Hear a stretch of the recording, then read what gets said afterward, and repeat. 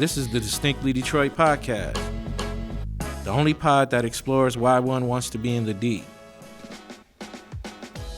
I am your host, Fyodor III, the director of the University of Michigan Detroit Center. Join me as I interview students, scholars, leaders, and innovators about living, working, and loving in Detroit. Welcome back, ladies and gentlemen, to the Distinctly Detroit podcast.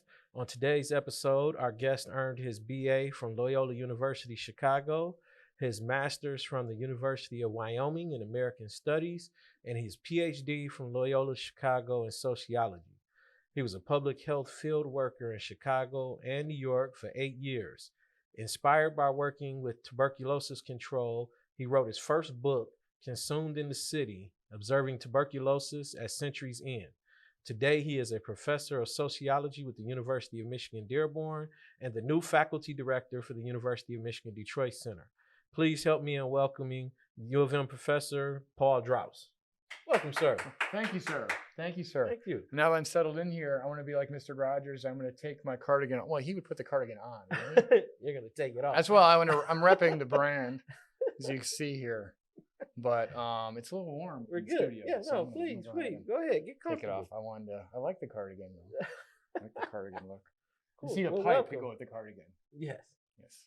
Well, welcome. We thank you for joining us today. First question is, where are you originally from?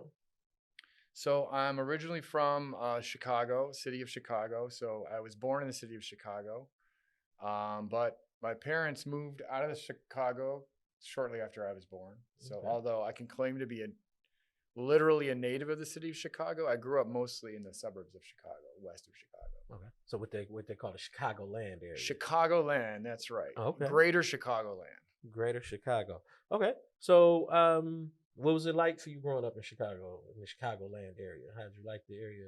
You know? Well, so I mean, we grew up in a suburb, which was almost like an hour from the center of the city. It was the last stop on the commuter train line to Chicago. So it was a small town, basically on a river, and there were some really nice aspects of growing up in a small town on a river. But suffice it to say that by the time I graduated high school, I was ready to get out of there. You know? And so I actually went to college for a year in Grinnell, Iowa, at Grinnell College. Okay. Which is an even smaller town, Sure, even farther away right. from the city. And then I thought, and then about halfway through, I was like, what the hell am I doing?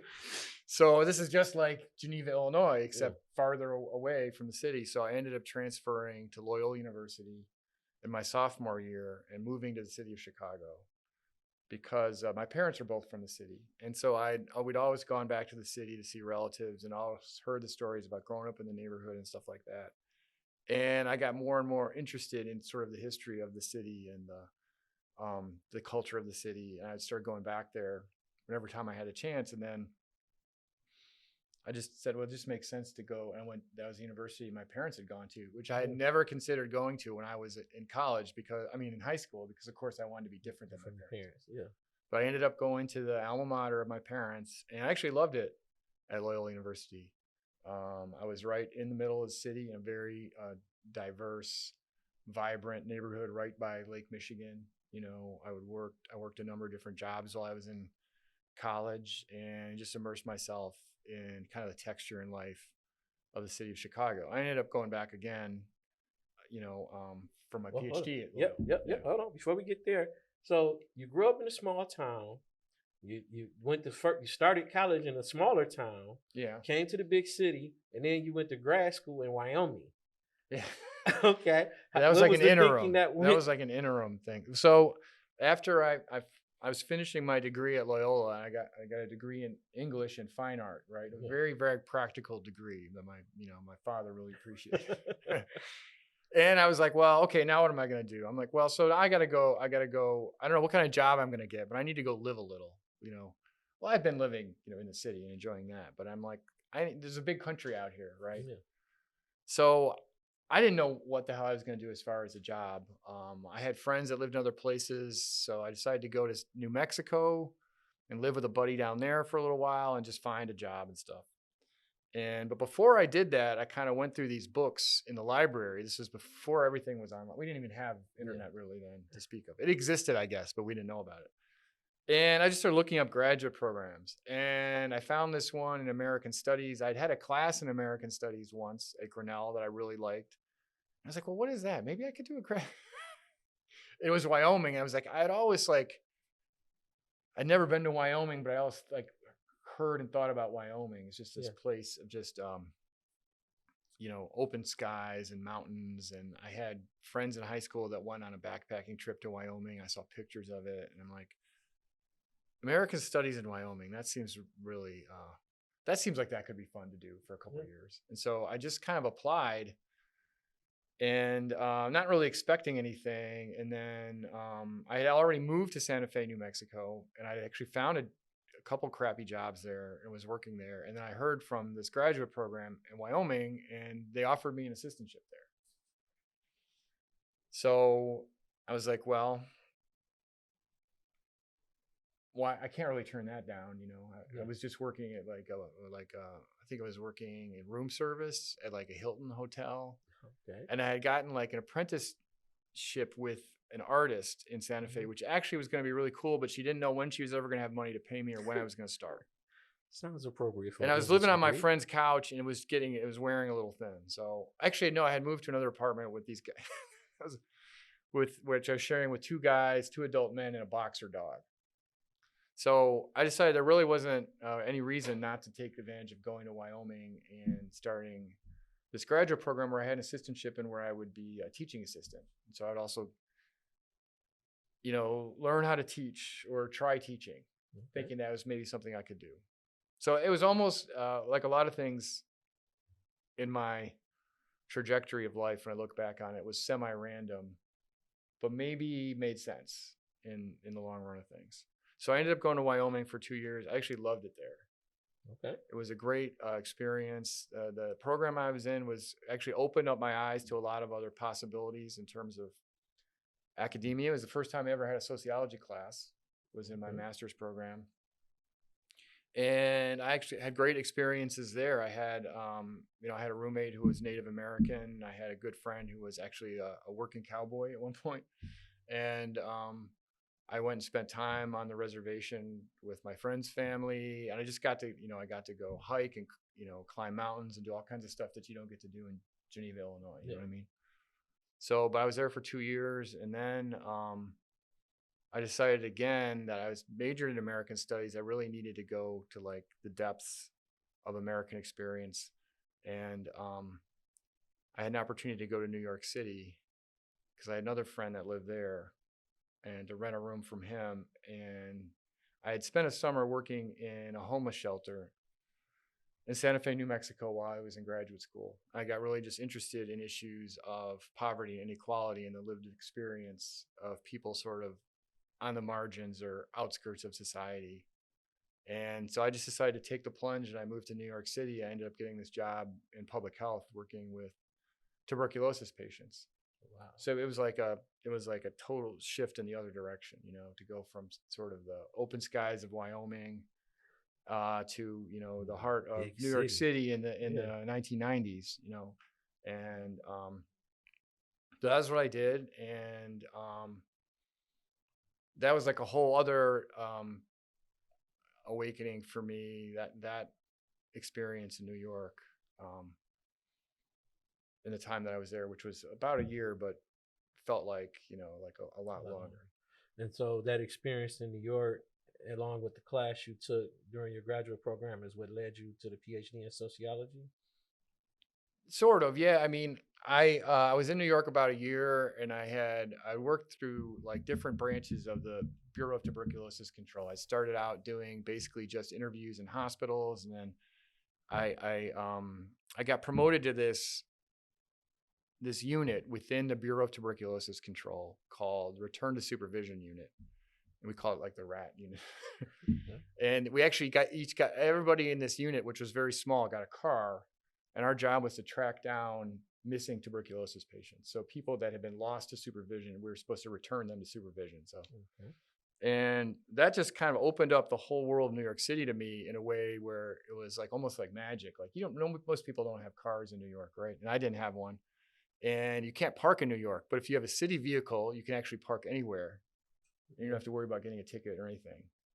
And so That's amazing. I did this, and it was just like I was driving, and keep in mind, we didn't have cell phones or anything like that at the time. I was driving all over Manhattan, the Bronx, Brooklyn, to find these patients. And it was like, it was just like opening up all worlds of experience that I didn't know about myself in my own personal experience. But I learned so much from the people that I worked with and the patients that I had. So yeah, I think that was what kind of started moving me towards thinking about this question of American society and how it's organized, and the problems of inequality and structural inequality, and how these are manifested in cities, right? In terms of who lives where and who has opportunities to do what, right? Because you go from Manhattan to the Bronx, and it might as well be in another planet almost, and it's a similar experience that we have here in Detroit, I think, when you cross certain borders here.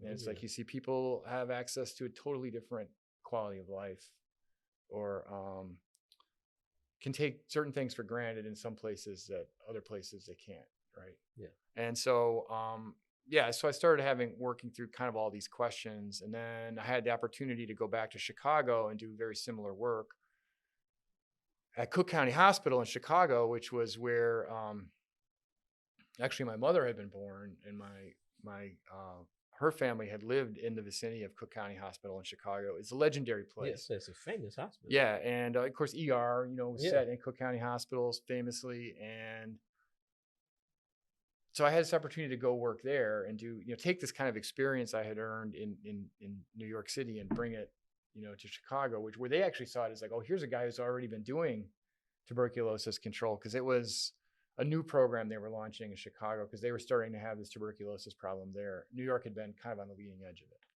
So New York was, where the tuberculosis resurgence was at its worst, So in a way, it was kind of like I had kind of the baptism of fire in the place where kind of HIV and tuberculosis and homelessness and everything else are at their most kind of extreme, right? And then, so I had the benefit of that experience. So it kind of gave me an in for this job in Chicago, which I heard about through a colleague in New York who worked for the CDC, because the CDC, Centers for Disease Control, was funding this program in Chicago. Okay. So long story short, I had the opportunity to go back to where I came from and to be a part of the city and work in the city in a whole other way. I'd been there as a student before. Yeah. And so that was what kind of really led me then to start thinking about graduate school in sociology. And so within a year of getting back and working in the city at Cook County Hospital, I applied to the graduate program at Loyola University, and also to University of Chicago too, by the way. I got accepted, but I didn't go there. I went to Loyola instead. Okay. So you wrote a book, Consumed in the City, Observing Tuberculosis at Century's End. Was that was that a book you wrote as part of your as part of your PhD, or is that something you wrote after? Is that part of your dissertation? That's what I was looking for. Or is it something different? So yes, the short answer is yes, that basically was my dissertation. I did modify it afterwards to make it into a book, but I had kind of had the idea all along, because, I was an English major, right? So I was always kind of like an aspiring novelist or something like that. So I thought, well, maybe this is my way to write kind of like my novel, but it will be sociological. And it's not fiction, it's nonfiction, but, and I'll write it kind of the way I would like it to read as a book for the dissertation. That way I'll save myself time when it comes to making it into a book. And that kind of worked, but my dissertation committee, they were mostly positive about it, but they had criticisms. That's their job, right? So I had to make changes for them to please them. And then, when you go to sell a dissertation as a book, oftentimes you have to make changes to it, because now it has to be something that a broader audience might want to read. Yeah. Which most of them don't want to read doctoral dissertations. No. No.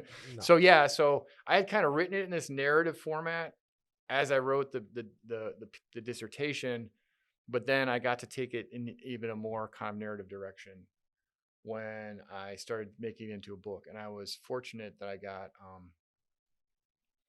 I had almost, again, a sign of semi-random connection with somebody from Temple University Press, or somebody who was a reviewer for Temple University Press while I was teaching at Grinnell College. So it's another weird wrinkle in my story is that I had left Grinnell College after a year, as I told you. Yep. I ended up getting hired to teach there. Okay. After I graduated, after I finished my PhD, I ended up going back to Grinnell for 2 years as a visiting professor. And it was kind of my first sort of academic job. That was a great experience. I mean, it's a great place to teach. It's a great teaching college. And I got to meet a lot of people coming in and out of there. Yeah. It's kind of a wealthy small college. They bring in a lot of different guest speakers, sort of like a friend who went there. Yeah. And so I had met one woman, and she was on a panel or something, was a guest speaker. And I think I had mentioned this manuscript, and she got me in touch with somebody that reviewed. I can't even remember what the string of relationships was, but I ended up getting a contract with Temple University Press and publishing the book with them in 2004. That's awesome. You have any plans or aspirations? Almost 20 years ago. It's almost 20 years ago. Yeah. You believe that? Yeah. You plan on have any aspirations or plans to write any other books? So it's funny that you should ask. I actually have 2 manuscripts right now that are written, that are both under contract with different presses. Oh, cool. But they just need to go through one of them needs to be revised significantly. The other one just needs it's been revised a couple times already, just needs some more minor revisions and illustrations and things like that.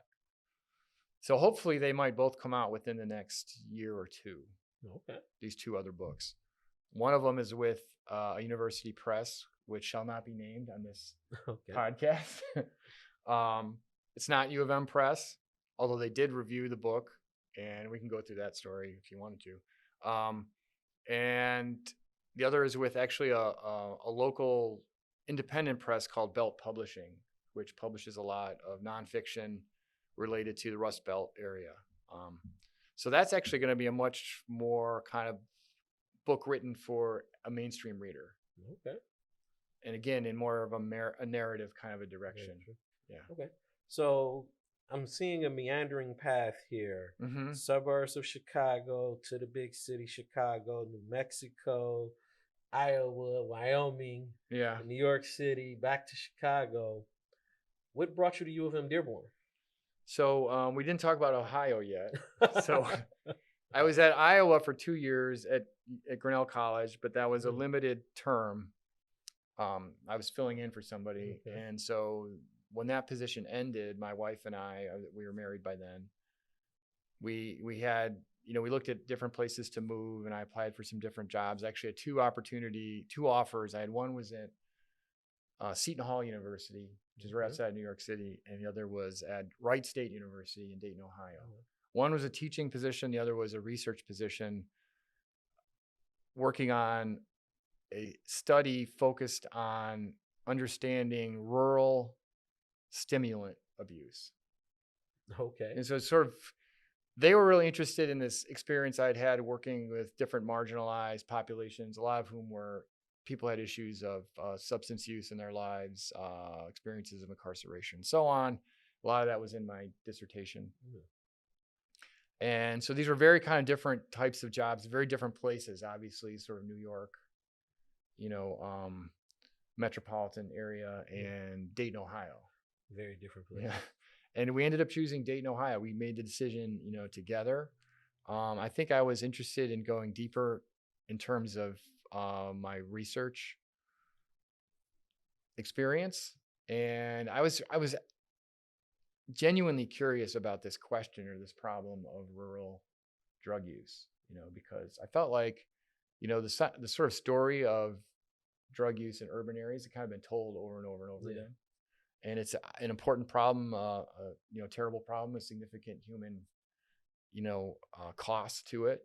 But I felt like this issue hadn't really been explored as much, and I wanted to learn more about it. And it was this opportunity to the challenge was that they had just gotten this project funded, and I was going to be the person to go into these small towns and start finding the drug users Okay. in these small towns north Ooh, of Dayton, Ohio. that And I was sounds like, like how the dangerous hell am I work. going to do that?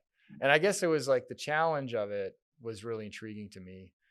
And another big part of it was at this point, I think my wife had gotten really used to living in the Midwest, and the cost of living in Iowa, the cost of living in Ohio versus the cost of living in the New York area. And she's from the New York area. She's from New Jersey originally. Was like, was also a kind of a big factor. Kind of the quality of life you could have in Ohio or Iowa or Michigan compared to what you could have for this basically the same pay in New York was also a big factor. So I was there for 3 years. I published a number of articles on rural substance use, which you can find. And then I got kind of tired of just being in the grant research, treadmill. And I got interested in teaching again. And I started looking around for academic positions. And I just happened to find this position at University of Michigan Dearborn, which I had never even heard of it. I didn't know that U of M had branch campuses really before that. And I interviewed at a sociology conference. It went well, and they invited me. They invited me for a full interview, and I ended up getting the position. And so we moved in 2005 from Dayton, Ohio to Detroit. We actually lived in Detroit for a year, and then we ended up moving to Dearborn. It's like a couple miles away. So that's where we've been ever since. So we're kind of really, my kids both grown up here pretty much. So we're pretty much adopted Michiganders at this point. Okay. So again, you lived in New York, Chicago, New Mexico. How do you like being in the Detroit area, or what's it like your work here in Detroit by comparison? Coming to Detroit was one of the things that really was really appealing to me about the position here. Was being at University of Michigan was obviously appealing. I didn't know that much about Dearborn. I'd heard a few things about like the Arab community there and stuff like that. But I was really interested in being in kind of the orbit of Detroit. And I think I'd been to Detroit once. I'd interviewed once for a fellowship at U of M, Ann Arbor, where it was a real possibility of working in Detroit. But I don't think I ever got to visit the city. But I kind of felt like, as a native of Illinois in the Chicago area, I kind of felt like Detroit and Southeast Michigan are sort of like cousins to us. Yeah. Like a lot of this, we have a lot of the same, cultural issues, a lot of the same issues around history of racism and segregation in Chicago and here. And even in terms of kind of like the sort of sensibility, sort of gritty, working class kind of sensibility was something that really appealed to me. It felt like, kind of like an opportunity to go home, but also to learn about this place that I had heard so much about, but hadn't had an opportunity to experience personally. So almost as soon as I got here, we started exploring the city. And when I came here as a professor, I started immediately looking for opportunities to be involved in projects and research in the city. And so that was kind of the beginning. But I mean, just growing to love the place over time. I mean, the sort of spirit of Detroit, the spirit of resilience of the city, the physical beauty of it, but also its issues. It's I mean, Chicago is similar in a sense. The great Chicago writer Nelson Algren once said that anybody, I'm paraphrasing, he said anybody can love a city for its concert halls and its fine ballets, but you don't really love a city until you love its alleys too, right? Oh, yeah. And it's sort of like that side of Detroit, the paradox of this place. Yeah. Well, you just mentioned something that's interesting to think about you. You have a thing for alleys. Yeah, that's right. What is this thing you have for alleys? What is it about alleys that are so fascinating or interesting to you? Well, it wasn't that I started out like, looking to be involved in alleys, but I mean, I guess, that quote is a clue as to why, because, Nelson Algren's work was a big influence on me. I wrote about his work when I was in my master's program, and it was this idea of trying to understand, the places that people don't want to talk about, right? Or the backside of places or the underside of places. And especially in relationship to cities. And so, alleys are kind of like almost like the symbol of that in a lot of ways. So for me, that didn't always mean literal alleys. Like I was literally interested in studying alleys, but a couple of years ago, I met a young man named Corey Beatty, and Corey had this idea about taking alleys in his own neighborhood and turning them into productive zones of business and social interaction and recreation. And his idea was that these could be sort of local hubs of innovation that could connect to some of the investments taking place in other parts of the city, specifically through things like the Joe Louis Greenway, right? So, and I just saw him speak at a neighborhood meeting I was attending, for the Joe Louis Greenway, and I had to go and introduce myself afterwards. And we started talking, and then he invited me to come out to his neighborhood, and we just started, up a conversation that's still kind of continuing to this day. But it turned into like a partnership, looking at the possibility of alley activation as a kind of a green health intervention, is what we called it at first, and thinking of it as a platform for resilience. To take, it's kind of the idea of taking the part of the city or the part of the neighborhood that's like always been seen as like negative or a deficit. And if you can turn that into a positive or an asset, then that can have a sort of a ripple effect to the whole community, right? I would even then make the connection to issues like prisons and prisoner reentry, and the reason why we need to be so focused on people who are in prison and making sure that we have productive pathways for them to come back to society and contribute, because there's a lot of talent, a lot of imagination, a lot of creativity, and a lot of hope inside our prisons. When people get released, they have all these ideas about what they're going to do, but too many times in our society, we just shut doors on people because they've been defined in a certain way, right? And so I kind of felt like those are two very different areas of activity for me, but there's kind of that similarity between them. If we can take the places, whether it's industrial zones or polluted areas or alleys or places that have been defined in terms of certain types of people or activities, and we can change the dynamic either in terms of what's happening there or how people view the place, then we can have a much bigger impact on the kind of the community as a whole. Okay. So we've covered your journey so far. You've made a lot of different transitions, and you have now landed here at the Detroit Center and joined us as the new faculty director. What inspired you to take on this challenge, and kind of what are your goals or vision for the Detroit Center? So that's an interesting question. I mean, I was away for about 6 months in Europe on a Fulbright grant, and then on a teaching abroad assignment. I had a class in Poland, and then I was in Lithuania for 4 months. And so it wasn't something I was actively thinking about because I was totally focused on what I was doing there.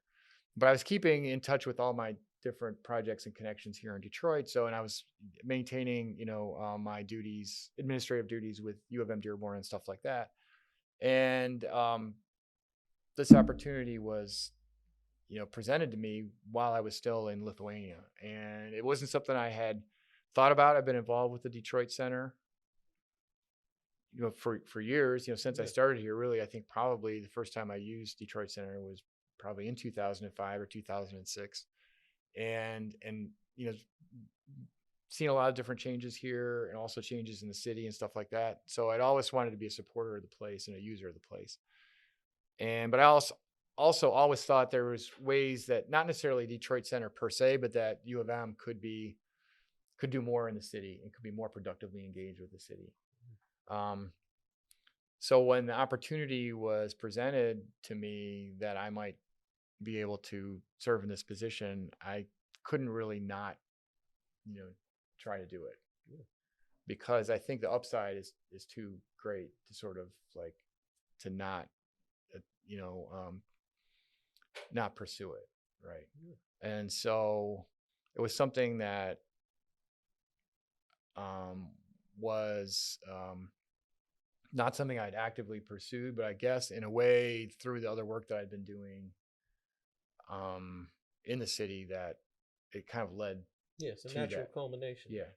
Yeah. So since I've been here, since I've started here, in terms of the vision for the center, what I said when I first discussed the idea with Vice Provost Bertacco was that I would try to leverage the presence in the city to create more productive partnerships with organizations and communities in Detroit, and also to connect more faculty and motivated staff, departments, schools, disciplines to communities, partners, or issues or problems in the city in ways that would be beneficial for both, right? So I saw it as an opportunity to kind of take a lot of the projects that I would, hear about and learn about, and that I couldn't be a part of myself, either because I don't have time or because I don't have the expertise. And maybe I have the opportunity to help make some of those partnerships or projects happen in this role. Because what I found is that this is kind of a natural inclination of a sociologist. We sometimes say in intro sociology courses that being a sociologist gives you a kind of there's a kind of a nosiness, that goes along with being a good sociologist in a sense, because you ask a lot of questions, because you want to know, like, well, why are you doing this? Or what brought you to this position, or things like that. So here, what I found, or we'll see when we start running up against barriers here, is that one of the advantages I see of being in this position as faculty director at University of Michigan Detroit Center is that I have a kind of a option to be nosy about anything going on in Detroit. Like, here's a U of M study that's going on in Detroit. Well, I never heard about this study before. How long have they been doing this? What are they trying to find out? Who are they working with? Who are their partners, right? And how come they're not talking to these other people that are doing this study over here that's actually asking a lot of the same questions, maybe to some of the same people, Or how come we can't, and how are these different projects benefiting the residents? How are they benefiting the communities? Are there ways that we can engage more communities in being a part of the research, but are there ways we can also translate the outcomes of the research that we do in ways that are beneficial to residents, directly beneficial? So that's kind of what I've been trying to do since I got here, is to every time I get an invitation to go to a meeting, to sit in on a meeting or sit in on a presentation or get a chance to talk to somebody, that I want to try and learn what it is that they're doing and what it is they're trying to do and how it is that we might be a part of it. Okay. Or if we are already a part of it, just to learn about how we are already fitting into what people are doing, and maybe we could do more to help achieve a better outcome. Sounds good. You're gonna let us keep the pie, right? We yes, absolutely. You just got him on record, folks. Got him on record. But I think we might want to get the pod in more places, more people. I'm thinking about this idea. What do you think about the espresso version of the Distinctly Detroit pod? I don't drink coffee, so I don't. Okay, well, so an espresso is a shot, right? So if you do drink coffee, rather than drinking a whole cup, you drink a little shot and you get it all very quick up front. So like espresso version of a podcast would be like, instead of we do an hour long, 45 minutes thing, we do something that's 15 minutes, 5 minutes, 10 minutes that you can put up on the social media, and people can get a little taste, right? Oh yeah. And get a little hit of Distinctly Detroit. Well, that's we're working on our reels. How about this working way? On our reels game. Regular people have a regular people version of Distinctly Detroit. Not to say that I'm not a regular person, you're not a regular person, but I mean people that aren't necessarily just U of M affiliate people, like interesting people we meet from the community that can come in and talk for whatever time it is, 15 minutes, a half hour. Yeah. A What's Up Your Alley podcast. Distinctly Detroit, What's Up Your Alley version. Okay. Well, we got a retreat coming up. And you've got this great banner. We're not going to let it go to waste. So, okay. But the team here, I've told you this before, but I'll say it again. I'm really impressed with all the work that the team here is doing and has done in terms of making the place work and representing the university and inviting the community in, right? Okay. So I'm here to help with that and just figure, how can we do more? How can we do more? And how can we do better? Okay. Well, we're going to transition to our lightning round. And Oh boy. yeah, interested. I'm very interested to hear what you have to say here. But what is your Coney order?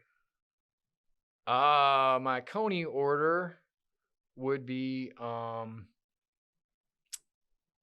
the lemon rice soup. Lemon rice soup. Yeah, because most of the Conies, you're thinking about Coney Island restaurants, right? Most of them, a lot of them are Greek owned or were Greek owned at one time. Usually that's like a specialty you find in Greek owned restaurants, is they have a good lemon rice soup. That was not the answer I was expecting from a Chicago guy, but okay. Who's your favorite? You think a Coney dog can compare to a Chicago hot dog? Is that what you're saying? I think they're better, but sure. I knew that was coming. That was the point. But okay. Do you have a favorite Detroit athlete? Favorite Detroit athlete? Well, I mean, there's Dennis Rodman and Ben Wallace, I guess, are the guys I like. I like the unselfish big men. The unselfish rebounders. Play soccer. I'm a defender. I like people that put their nose down and do the work and don't have to have the ball all the time and make the rest of the team better. Okay. Vernors or Canada Dry?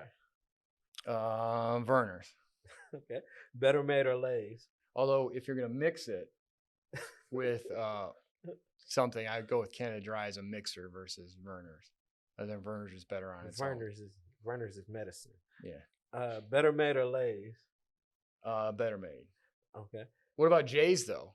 Oh, never mind. That's a Chicago chip. See, that's what I was expecting from. Detroit 8 corner. Oh, see, that's the. Yeah, Detroit pizza versus Chicago pizza. Detroit pizza versus Chicago pizza. I actually like Detroit pizza better. If you're talking about deep dish pizza, yeah. I mean, I used to love it. I can't eat it anymore. I like the Detroit crust now. Okay. Favorite Motown artist? My favorite Motown artist, probably Marvin Gaye. Okay. Yeah. Favorite place to go in the city? Favorite place to go in the city.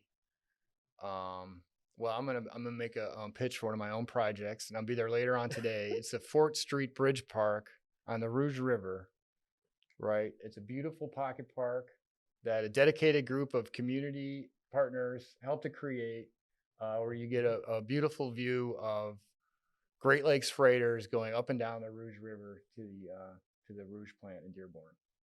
Go check it out when you get the chance. And it's the site of the 1932 Ford Hunger March, which was a catalytic event in labor history in the city of Detroit. And that history is commemorated at the site of the Fort Street Bridge Park. All right. The last question is, where can we find you? Where can you find me? Yeah. You can find me here. You can find me up at the Red Hook Coffee, because I've been hitting that place regularly since I got here. And I'm often looking in an alley. You might find me there. All right, ladies and gentlemen, there you have it. Dr. Paul Draus, faculty director at the University of Michigan Detroit Center, sociology professor at the University of Michigan Dearborn, and my new colleague and partner. Thank you, sir. Glad to have you here at the center. I appreciate it very much. Working with you. And yes, ladies and gentlemen, this is the last episode of season 3 of the Distinctly Detroit podcast. You heard it here first. We have been renewed for season 4, and we are very excited about that. And please, you can get us anywhere you get your pods. Please like, rate, and review, and subscribe. And we will see you all next season. This has been the Distinctly Detroit podcast. This is a production of the University of Michigan Detroit Center. You can find us anywhere you get your pods. Please like, subscribe, and rate us. This podcast is executive produced by Marlon Franklin, edited by Ranza Stanton, and written by Shaylin Jones and Fyodor Ship III.